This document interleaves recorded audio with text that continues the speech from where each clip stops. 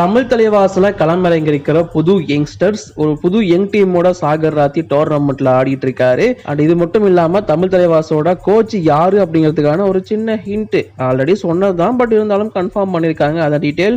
And Arjun Deshwal ஒரு சின்ன surprise கொடுத்திருக்காரு. அர்ஜுன், நரேந்தர் அண்ட் அல்லூர் சதீஷ் எல்லாம் ஒரே டீம்ல ஆடுறாங்க. அந்த டீடைல்ஸ் எல்லாமே உங்களுக்காக இந்த வீடியோல காத்துட்டு இருக்கு. லேட் பண்ண வேணாம், இப்ப வாங்க வீடியோக்குள்ள போகலாம். சார் சார் ஒரு நிமிஷம் சார் சார் ஒரு நிமிஷம் சார் ஒரு நிமிஷம் சார் ஒரே ஒரு 1 நிமிட்டுங்க. Hello every friends, 1 minute please. So friends, நேற்று ஒரு வீடியோ போட்டிருந்தேன். என்ன அப்படின்னு பார்த்தீங்கன்னா, அர்ஜுன் தேஷ்வால் தமிழ் தலைவாசிலிருந்து யூபி யோதாஸுக்கு போக போறாரு அப்படிங்கிறது தான்.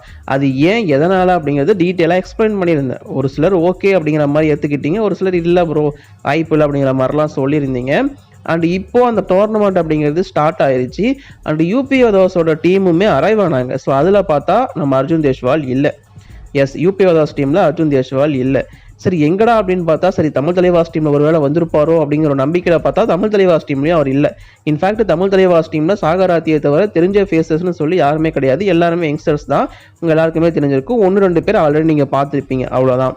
ஓவரால் தமிழ் தலைவாஸ் டீமுமே யங் டீமாக தான் உள்ள அரைவாயிருந்தாங்க. தமிழ் தலைவாஸ் டீம் பார்க்கவே ரொம்ப நல்லா இருந்துச்சு. பட் பர்ஃபார்மன்ஸ் சைஸாக பார்க்கும்போது ஃபர்ஸ்ட் கேமாக தோத்துருந்தாங்க இந்தியன் நேவி கிட்ட. ஏன்னா அது ரொம்ப ஸ்ட்ராங்கான டீம். ஒரு பக்கம் அடிச்சு துவம்சம் பண்ணியிருந்தாங்க தமிழ் தலைவாஸ் டீம். தமிழ் தலைவாஸோட டீம் இப்படி இருக்கிற சமயத்தில் அதை பற்றி நம்ம அப்புறமா பேசுவோம். அர்ஜுன் தேஷ்வாலை பொறுத்த வரைக்கும் யூபி யோதாஸ்லையும் ஆடல, தமிழ் தலைவாஸ்லையும் ஆடல. ஆனால் இந்த டோர்னமெண்ட் அர்ஜுன் தேஷ்வால் ஆறாருங்கிறது மட்டும் எல்லாருக்குமே தெரியும். ஸோ அப்போ தான் தேடி பார்க்குறப்போ சவுத் சென்ட்ரல் ரயில்வேஸ் அந்த டீமில் அர்ஜுன் தேஷ்வால் வந்திருந்தாரு. ஸோ அந்த டீமோட அதுலேயுமே கடைசியாக தான் வந்தார். ஸோ அதை நம்மளால் பார்க்க முடிஞ்சுது. அதை தான் இப்போ நீங்கள் பார்த்துட்டு இருக்கீங்க. ஸோ அர்ஜுன் தேஷ்வால் யூபி யோதாஸ் டீமுக்காக இந்த டோர்னமெண்ட் ஆடலை. அவர் ஒர்க் பண்ணுறது ஒரு இடத்துல, பட் இருந்தாலும் சவுத் சென்ட்ரல் ரயில்வேஸ்க்காக ஆடுறாரு. மேபி அவர் யூபி யோதாஸ் டீமில் ஆடுறது பிரச்சனை அப்படிங்கிற மாதிரி தெரிய வந்திருக்கலாம். ஸோ அதனால தான் இந்த சேஞ்ச் நடந்திருக்கும் கடைசி நேரத்தில் அப்படிங்கிற மாதிரி நான் எக்ஸ்பெக்ட் பண்ணுறேன். அப்படி தான் நமக்குமே நியூஸ் வந்திருக்கு. ஏன்னா நான் முன்னாடியே சொன்ன மாதிரி தமிழ் தலைவாசோட கான்ட்ராக்ட்ல, அதாவது அவங்கள சைன் பண்ணி எடுத்ததுக்கு அப்புறமா அவர் யூபி யோதாஸ் மாதிரி இன்னொரு டீமுக்கு போய் ஆடுறதுங்கிறது கண்டிப்பா யாருமே ஒத்துக்க மாட்டாங்க. இது குற்றமாகவும் இருக்கலாம், மேபி ரூல்ஸை மீறுற மாதிரி கூட இருக்கும். ஸோ அதனால அர்ஜுன் தேஷ்வால் ஃபீல் பண்ணி கடைசி நேரத்தில் வந்து யூபி யோதாஸ் டீம்ல இருந்து விலகி சவுத் சென்ட்ரல் ரயில்வேஸ்ல ஆயிருக்கலாம் அப்படின்னு சொல்லப்படுது. பட் அவர் ஜெர்சிலாம் போட்டு வந்து ஆடுறத பார்த்தா அவர் ஃபர்ஸ்ட் இருந்தே உள்ளதான் இருக்காரோ, இல்லை இந்த பிரச்சனைக்கு தெரிஞ்சு முன்னாடியே மாத்திட்டாரோ அப்படிங்கிற மாதிரி தான் இருக்கு. இன்ஃபேக்ட் சவுத் சென்ட்ரல் ரயில்வேஸை பொறுத்த வரைக்கும் நிறைய தெரிஞ்ச பிளேயர்ஸ்லாம் அதில் இருக்காங்க. நீங்க இந்த போட்டோல பார்த்தாவே தெரியும்.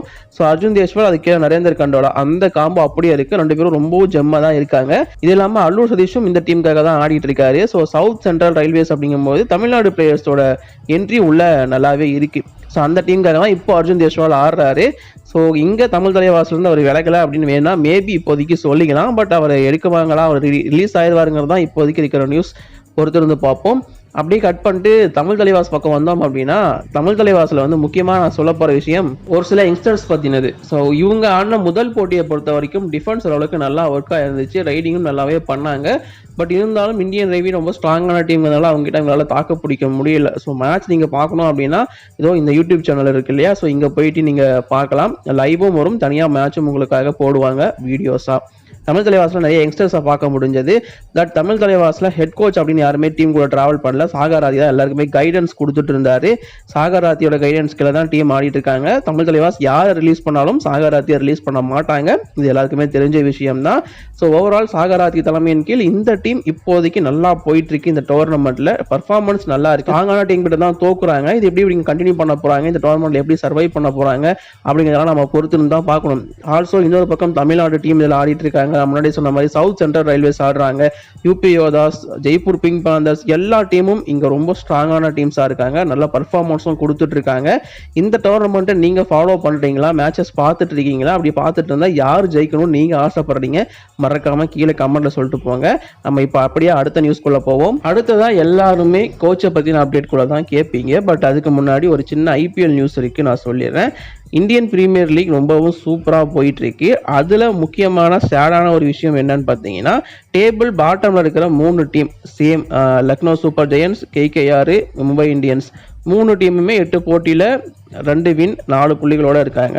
ஸோ இவங்களோட வெற்றி வாய்ப்பு அப்படிங்கிறது ரொம்ப கம்மியாக இருக்குது அப்படின்னு தாராளமாக சொல்லலாம். வெற்றி வாய்ப்பு அப்படின்னா இதுக்கப்புறம் அவங்களோட பிளே ஆஃபுக்கு போக முடியுமா அப்படிங்கிற ஒரு கேள்விக்குறி தான். ஸோ 3 பேருமே, அதாவது ஃபர்ஸ்ட் கேகேஆரை பொறுத்த வரைக்கும் சொதப்பல்ங்கிறது ஆரம்பத்திலிருந்து இப்போ வரைக்கும் நடந்துட்டு இருக்கு. ஈஸியாக ஜெயிக்க வேண்டிய மேட்சை கூட தோத்துருக்காங்க அந்த கேகேஆர் டீம். பேட்டிங் ஓரளவுக்கு சொதப்பனா, பவுலிங் அதை விட மோசமாக சொதப்புது. பவுலிங் சொதப்பனா, பேட்டிங் நல்லா பண்ணுது. இந்த மாதிரியான மிக்சடாக தான் போயிட்டு இருக்கு. இப்போ வரைக்கும் பியூர் ஃபார்ம்ல எந்த ஒரு பேட்டருமே இந்த டீம்ல இல்லை. ஸோ அது ஒரு டிசப்பாயின்மெண்ட் இவங்களுக்கு. இன்னொரு பக்கம் லக்னோ சூப்பர் ஜெயண்ட்ஸ் பவுலிங் செம்ம ஸ்ட்ராங்கா தெரிஞ்சாலுமே பேட்டிங்ல ரொம்ப வீக்னஸ் இருக்கு. மிச்சல் மார்ஷ், மார்க்கம், பூரன், ரிஷப் பண்ட் இந்த மாதிரி பிளேயர்ஸ் இருந்தாலும் ஆயுஷ் பதானி அடிச்சாதான் அந்த டீம் ஜெயிக்க முடியுங்கிற சுச்சுவேஷனுக்குள்ள இருக்காங்க.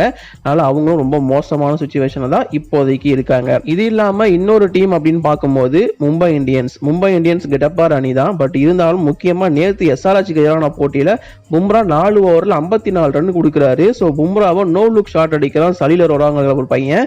அதாவது ஹர்திக் பாண்டியா காட்டுற ஆட்டிடியூட் 6 அடிச்சுட்டு அது ஹர்திக் பாண்டியாவுக்கே செஞ்சு காட்டுறான். இந்த மாதிரி சம்பவம் பண்ணி விட்டாங்க எஸ்ஆர்ஹெச் மும்பை இந்தியன்ஸ். இதனால மும்பை இந்தியன்ஸும் பரிதாப நிலைமையில தான் இருக்காங்க. மும்பை இந்தியன்ஸோட வாய்ப்பு அப்படிங்கிறது ரொம்ப ரொம்ப கம்மி தான் பிளே ஆஃபுக்கு போறது. இதுக்கப்புறம் ஒரு போட்டி தோத்தா கூட இந்த 3 டீமுமே பிளே ஆஃப்ல இருந்து வெளியேறிடுவாங்க. ஏன்னா மொத்தமா 8 போட்டி ஜெயிச்சாங்கன்னா 16 பாயிண்ட்ஸ் இருந்துச்சுன்னா கம்ஃபர்டபுளா அவங்களால பிளே ஆஃபுக்குள்ள என்ட்ரி ஆக முடியும். பட் இந்த 3 டீமுக்குமே மிச்சம் இருக்கிறது 6 போட்டிகள், 6ஐயும் ஜெயிச்சாகணுங்கிற சுச்சுவேஷன்ல இருக்காங்க. அண்ட் 2 டீமே ரொம்ப மோசமா இருக்கு அப்படிங்கும்போது இந்த டீம்ல எந்த டீம் எந்த ஒரு மேட்ச் தோத்தா கூட அவங்க எலிமினேட்டட் அப்படிங்கிறத நம்ம தாராளமா சொல்லலாம். பட் அது வரைக்கும் அவங்களுக்கு ஹோப் இருக்கு.